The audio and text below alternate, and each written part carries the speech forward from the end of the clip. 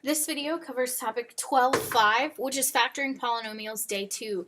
If you have not seen or were not here for topic 12.4, you need to make sure you watch that video first, because this video is a continuation of 12.4 and will not go into the same depth that 12.4 goes in. So if you haven't seen 12.4 first, make sure you watch that first. 12.5 starts out by reminding us that factoring is the opposite of multiplication. If you are struggling to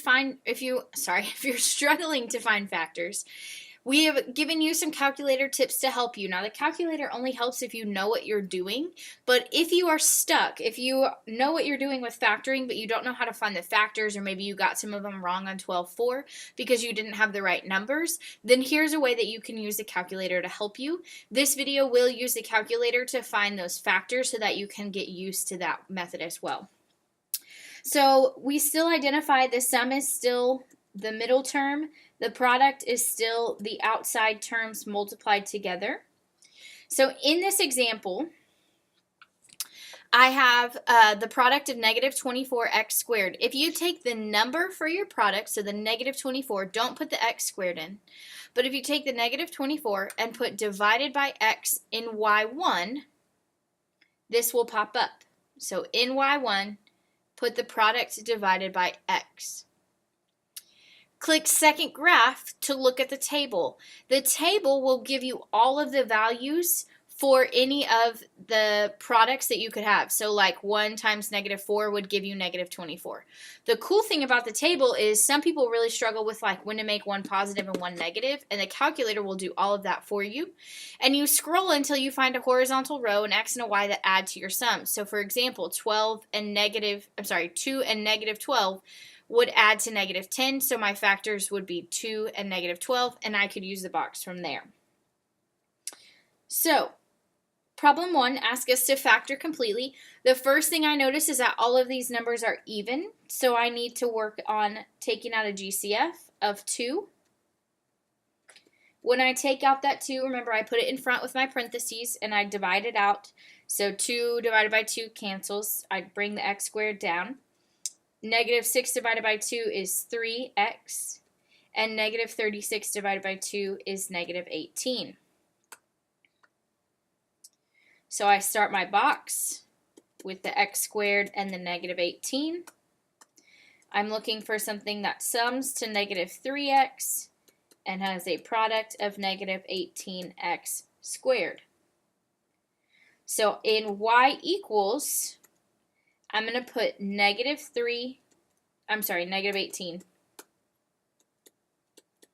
divided by x and look at the table. So negative 18 goes into y equals. So on y equals, I put negative 18 divided by x. I click second table, and again, I'm just using this to help me look at two numbers that will add to negative 3. Two numbers that will add to negative 3. So usually your calculator starts you at 0. 0 never works. 1 plus negative 18 will not be negative 3. 2 plus negative 9 will not be negative 3.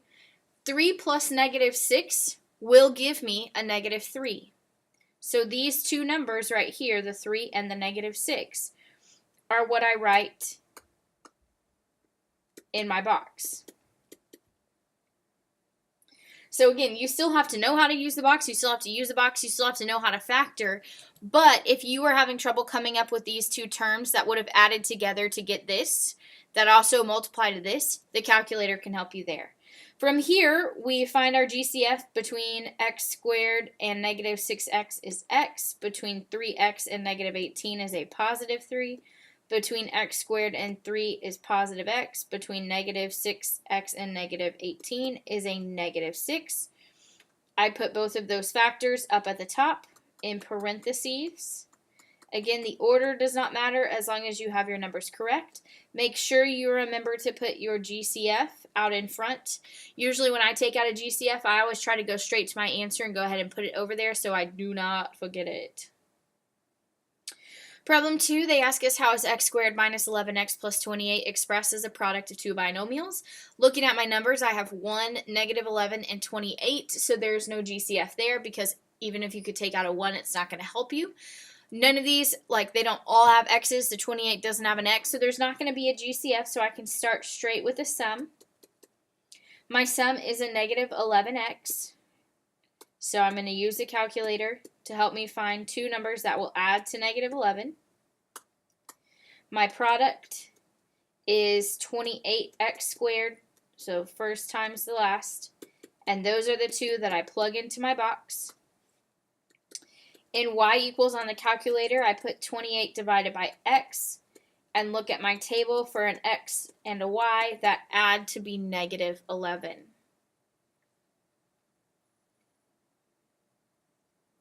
So 28 divided by x goes in the table.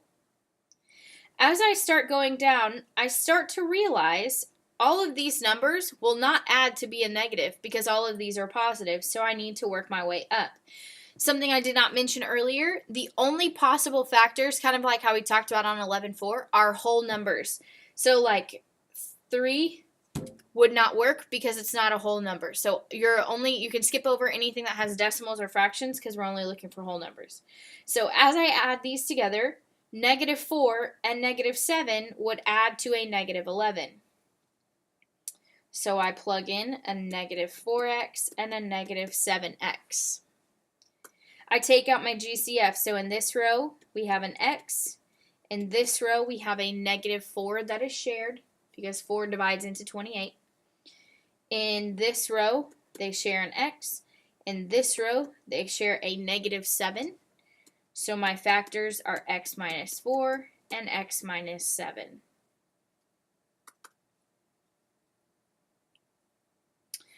Problem 3, x squared and negative 25 do not have any numbers in common. Note this is a special case, and we're going to have a couple different special cases today, but this special case does not have an x value, so that means the sum is 0 because we don't have any x's. So 0 x's, you can still put that x to help you remember where that came from. My product is still the x squared times the last term, so my product is the negative 25x. I still need the box for this. So I have the x squared and then minus 25. So in y equals, I'm going to put my product divided by x and look at my table for an x and a y that add to 0. So this one we still do the exact same thing. It just looks a little funny because we're looking for something that adds to 0. So in my table, start at 0. 1 plus negative 25 does not give me 0. 2 plus, nope, it's a fraction. It's a decimal anyways. Looking at whole numbers.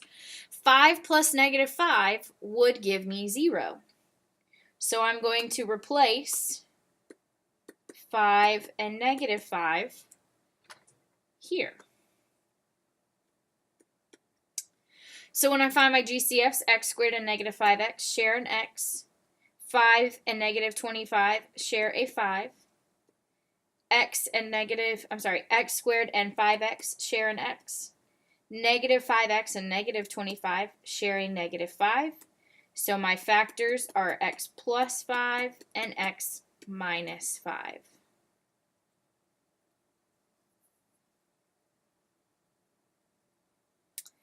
Problem 4, this does not have any GCFs. I know that because whenever I have a 1, I'm probably not going to have any GCFs unless it's a letter, but this doesn't have an x on it.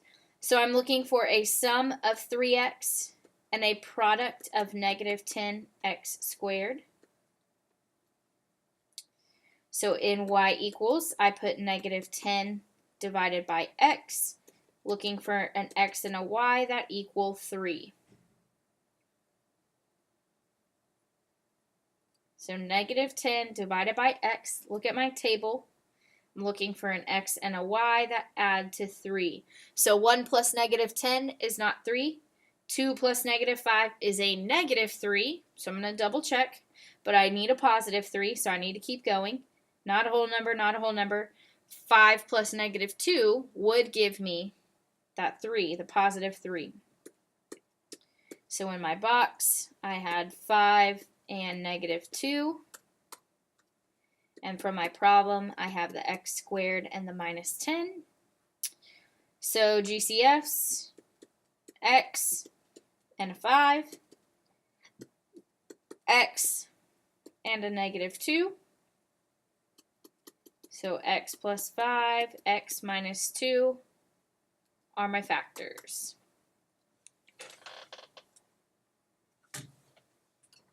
Okay, looking at problem 5, I have 5, 19, and 12. Well, I know that 19 is prime and 5 is prime. They're not the same prime number, so I'm not going to have a GCF here. Now, this one looks different. This one, we have a lead term, which we've had, but they've all been a 1. You're going to follow the exact same steps, but it is so important that you use the box here, because some of you might have started to notice a pattern, but that pattern is totally gone at this point. So we still follow our same rules. We look for a GCF. This doesn't have one. So our sum is still that 19x from the middle term. Our product is still the first times the last. Now this time we have to be very careful because a lot of our products have been 1 times something, so we've just been writing them down. But this time 5 times 12 is 60 x squareds. With my box, I still put my first term and my last term. I'm still looking for 2 x terms that will add to 19x. I can still use the table, 60 divided by x. I'm looking for an x and a y that add to 19. So in y equals, we have 60 divided by x. Look at my table. So I'm looking for 2 numbers that add to 19. So 1 plus 60 is not 19. 2 plus 30 is 32. That's 23. That would be 19. So 4x and 15x, both positives. Okay. Now here we have to be a little more careful with our GCFs because in all of the past examples, all of our GCFs in the first column and the first row have just been an x and an x, an x and an x, x and x, but this is where it starts to change. So in our first column between 5x squared and 15, 5 and 15 both share a 5 and an x. 4x and 12 both share a 4. Going horizontally, 5x squared and 4x do not share any numbers, but they share an x. And then 15x and 12 both share a 3. They're both multiples of 3. So we have 5x plus 4 and x plus 3. Now, some of you might have noticed that all of our answers in the past have just been this x plus 3 with no numbers in front, and this is where it starts to change. This is where the box really comes into play, so if for some silly reason you have not been doing the box, you have to do the box here. Problem 6, I have some numbers, so I'm going to see 2 is prime, 5 is prime, 11 is prime. None of them are the same prime, so I have no GCF. Letter, letter, no letter, so there really is no GCF here.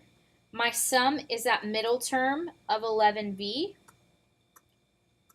My product is the 2 outside terms. So 2 times 5 is 10, and then b squared. So the 2v squared and the plus 5 fill in my box. I'm looking for 2 v values that will add to 11.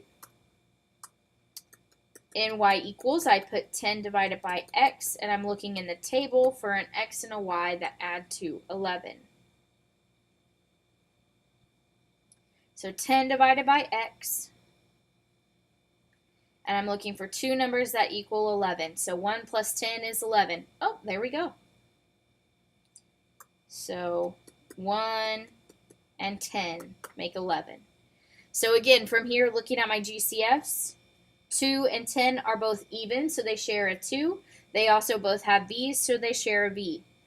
1v and 5 have nothing in common, so we just put a plus 1 because everything shares a 1, but if it shares more, we write more than 1. 2v squared and 1v just share a v. They do not share any numbers. 10v and 5 don't both share a v, but they do both share a 5 because 10 is a multiple of 5.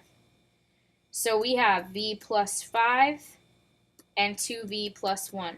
Again, remember the order in which you write them does not matter as long as you write both of them and you don't mix them up. So that would be the same thing. If you've gotten in the habit of writing the first one first and the side one second, that is totally fine. Understand that on your EOC or even on your chapter test, they might look a little different because it depends on where you put your variables. So as long as you see this parentheses and this parentheses, you should be good to go. Problem 7 asks us which function is equivalent to g of x equals 4x squared plus 7x minus 2. So here they give us two prime numbers and a not prime number, but there's no GCF here because there's not a number I can take out. I'm looking for a sum of 7x and a product of negative 2 times 4, which is negative 8x squared. So in y equals, I put negative 8 divided by x, looking for an x and a y that add to 7. To fill in my chart, I'll have a 4x squared and a minus 2. And then again, I'm looking for those two x values that will add to 7. So I put negative 8 divided by x. I'm looking for two numbers that will add to 7. So 1 plus negative 8 is a negative 7, but not a positive 7. That would be a negative 2, not possible. Positive 2, not possible, not possible, not possible. 8 plus negative 1 would give me a positive 7. So 8 and negative 1 would give me that positive 7. Looking for my GCF, 4x squared and negative 1x squared share an x. They do not share any numbers. 8x and negative 2 share a 2. 4x squared and 8x share a 4 as well as an x. And negative 1x and negative 2 share a negative 1. So my factors would be x plus 2 and 4x minus 1, which looks exactly like answer choice B.